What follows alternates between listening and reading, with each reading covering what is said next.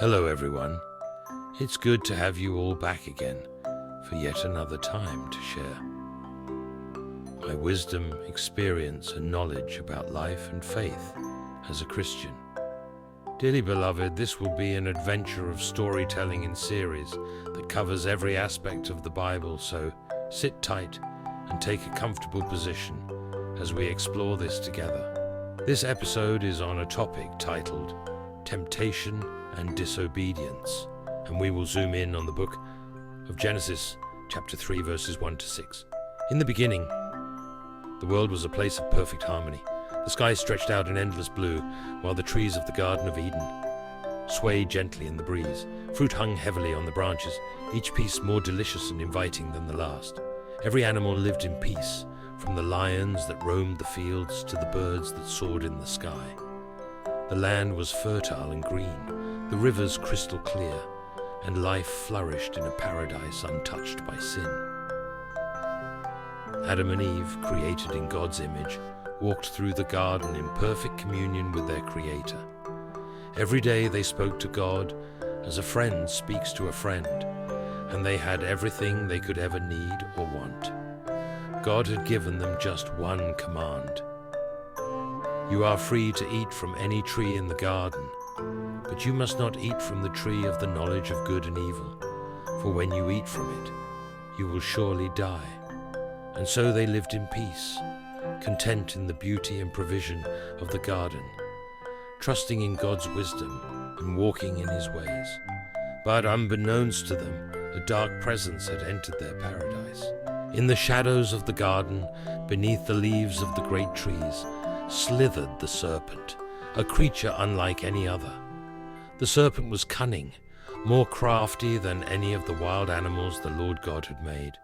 It watched Eve, knowing that she, like Adam, was fully alive in the beauty of Eden, but it saw something within her, a curiosity, a desire to understand what she did not yet know, and it saw an opportunity.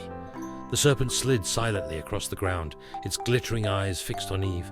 When it spoke, its voice was smooth and alluring, as though it were offering her something she hadn't even realized she wanted. Did God really say, "You must not eat from any tree in the garden"? The serpent asked.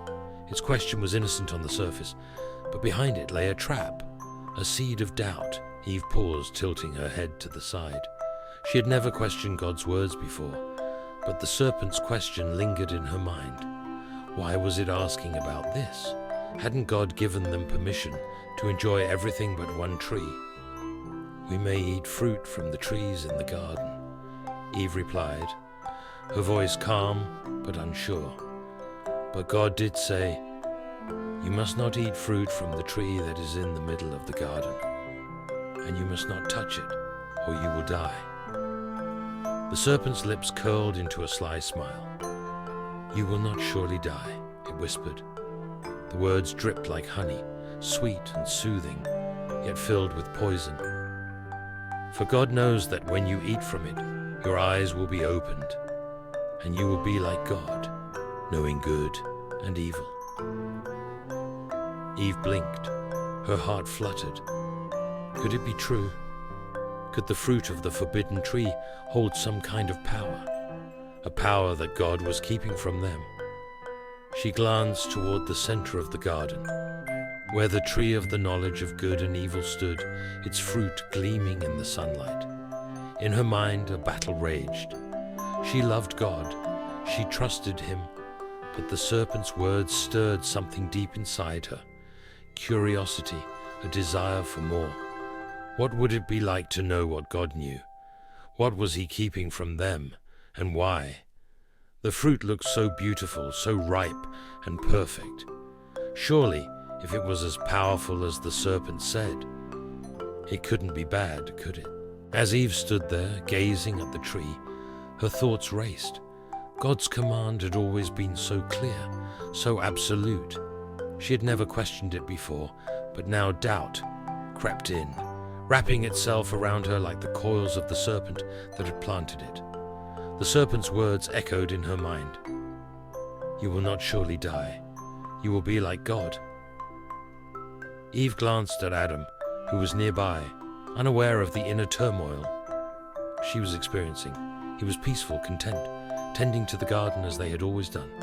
How could she explain what was happening in her heart? Would Adam understand? Or would he share in her curiosity, her hunger for knowledge? For the first time, Eve felt a distance between her heart and the clear, simple trust she had always placed in God. Something inside her was shifting, a yearning, a questioning. The serpent had ignited a fire in her soul, one that had not been there before. She looked back at the tree, the forbidden fruit gleaming in the sunlight. The longer she gazed at it, the more desirable it became. Its beauty was undeniable, its promise irresistible. Eve reached out her hand slowly, her fingertips brushing against the fruit's smooth skin. She hesitated, her mind flashing back to God's warning. "You will surely die." But the serpent's voice, that soft, persuasive whisper, drowned out her caution. Surely God wouldn't want to keep something so beautiful, so good from us. In that moment, Eve's heart hardened with resolve. She grasped the fruit firmly, feeling its weight in her hand. The world around her seemed to hold its breath. She pulled it from the tree, and for a second nothing happened. The garden was still. The birds sang in the trees. The sun shone as brightly as before. The sweetness of the fruit filled her mouth, and at first it was wonderful. But as she swallowed, a strange sensation overtook her, an awareness, an awakening, a realization that everything had changed. It wasn't what she had expected. Eve turned to Adam, who had been watching, frozen in shock. Without a word, she handed him the fruit. Adam, who had always followed God's commands, who had walked in peace and joy in the garden, now faced the same decision.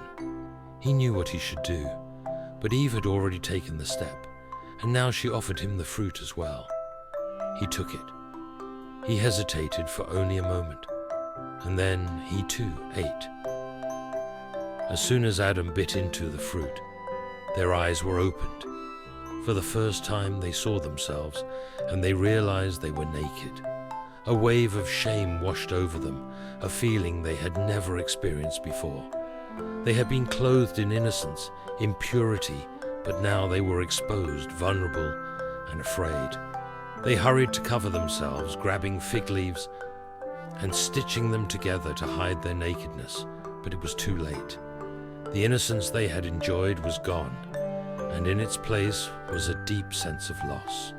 The serpent, having sown the seed of disobedience, slithered away, its work complete. In this moment, Adam and Eve's choice had forever changed the course of human history. What had begun as a simple question, "Did God really say?" had led them down a path of disobedience, shame, and separation from their Creator. The serpent's subtle deception had turned their hearts away from the truth, and now they were left to face the consequences. The lesson here is clear. Temptation often comes in subtle, appealing forms. It promises something greater, something better, but it never delivers what it truly promises. Instead, it leads us away from God and His perfect will. Therefore, I urge you, my dear young ones, gathered here, and those listening at home or in their offices too. In your life, be mindful of the voices that seek to lead you away from God's truth. Temptation can be powerful, but the strength to resist comes from trusting in God's wisdom and relying on His guidance. Just as Eve doubted God's words, we too can fall into the trap of doubting His goodness. But remember, God's commands are there to protect and bless us, not to withhold anything good. Stay tuned for more. Do well to turn on notifications and hit the like button, for I trust you will enjoy the learnings from this series. Thank you for listening, and see you on the next one.